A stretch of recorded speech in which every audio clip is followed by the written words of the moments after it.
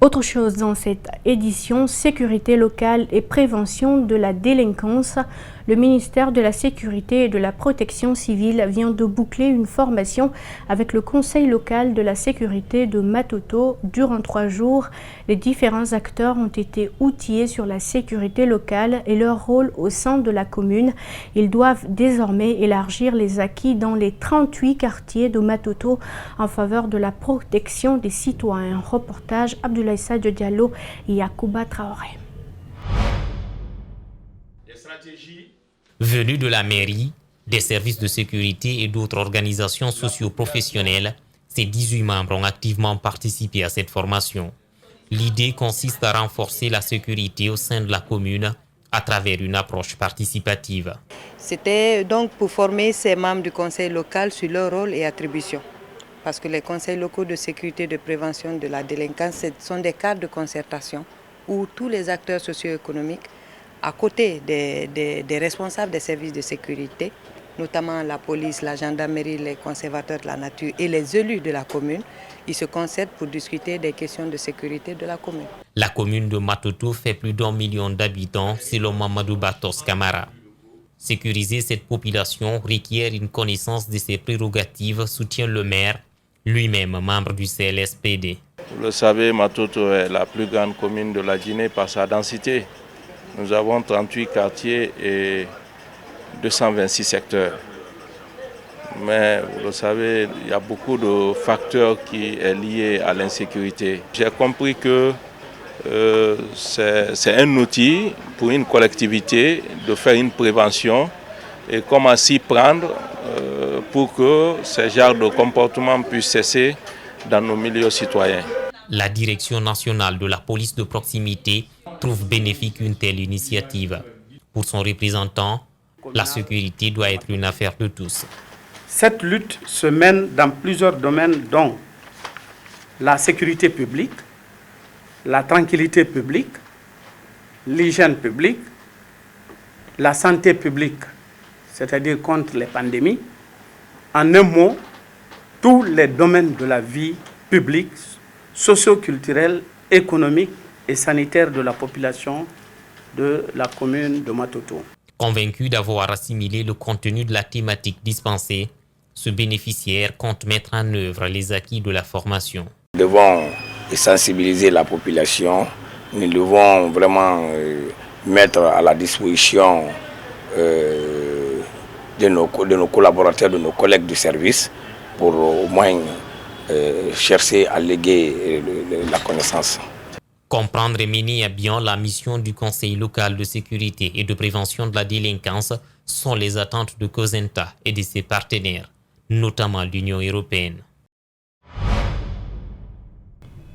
Et puis, en prélude à la célébration de l'Aïd el-Fitr, la Banque islamique de Guinée a offert des dons de sacs de riz dans plusieurs mosquées de la capitale jeudi.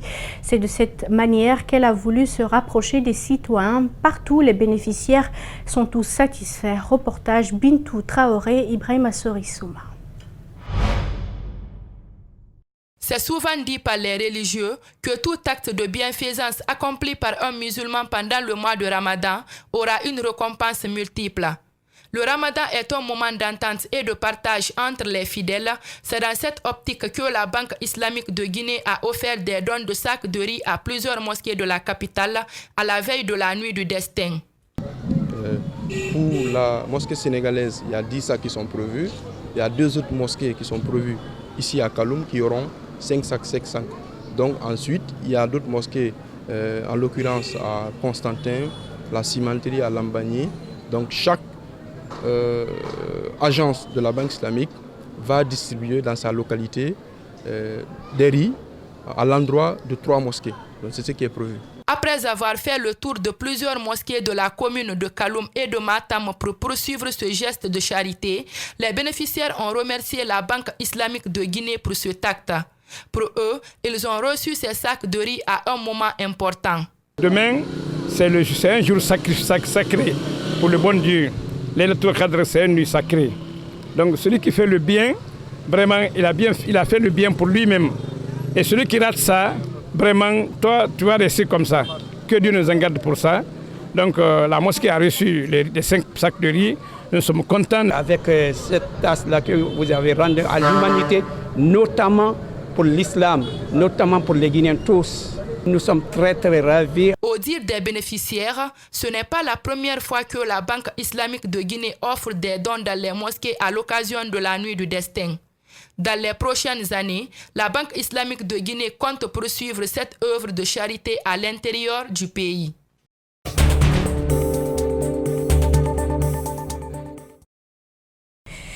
Ailleurs dans le monde, au Ghana, un nouveau vaccin mondial contre le paludisme redonne l'espoir de faire reculer cette maladie qui tue des centaines de milliers de personnes chaque année, particulièrement les enfants. 5,5 millions de cas ont été confirmés dans le pays en 2018. Ces bébés ghanéens sont les premiers à recevoir un nouveau vaccin contre le paludisme. Le Ghana est devenu en avril le deuxième pays africain après le Malawi à lancer une campagne sanitaire utilisant le seul vaccin mondial contre cette maladie. Transmise par les moustiques, elle a tué 435 000 personnes dans le monde en 2017 et en a contaminé 219 millions selon l'OMS. Plus de 90% des cas sont apparus en Afrique.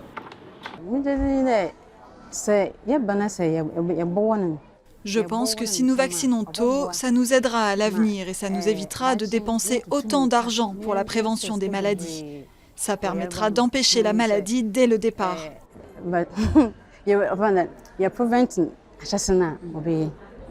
Dans cette clinique à Cape Coast, à environ 150 km à l'ouest de la capitale Accra, le personnel médical met l'accent sur la prévention.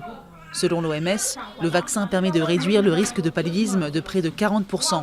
Mais d'autres mesures restent nécessaires, comme dormir sous des moustiquaires et pulvériser les chambres à l'insecticide.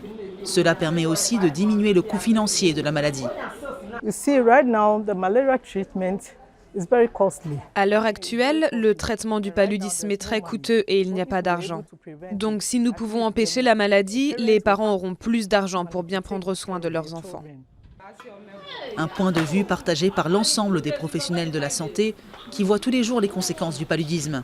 Les enfants âgés de moins de 5 ans représentent plus des 2/3 des décès enregistrés. Sur le plan économique, lorsque vous contractez le paludisme, les familles perdent un certain revenu parce que le temps qu'ils passent à s'occuper de l'enfant pourrait être utilisé à d'autres fins. Donc ce sera une très bonne chose si ce vaccin est capable de réduire le paludisme chez les enfants de moins de 5 ans. Je suis sûr que ça va aider. Après le Malawi et le Ghana, le vaccin devrait également être développé au Kenya, redonnant espoir de réduire le lourd bilan de la maladie. En bref et en image, l'attaquant brésilien Neymar, qui n'a pas participé à l'entraînement collectif de l'équipe nationale, fait du renforcement musculaire au lendemain d'un entraînement écourté à cause d'une douleur au genou gauche. Sa blessure n'est pas grave. Selon ses médecins, il devrait poursuivre la préparation pour la Copa América. Neymar a perdu son brassard de suite à un coup porté à un spectateur. Et voilà qui met fin à ce journal à tous. Merci de l'avoir suivi. Merci également à l'équipe de la rédaction ainsi qu'à celle technique. Restez avec nous, nos programmes continuent sur Espace TV. Au revoir.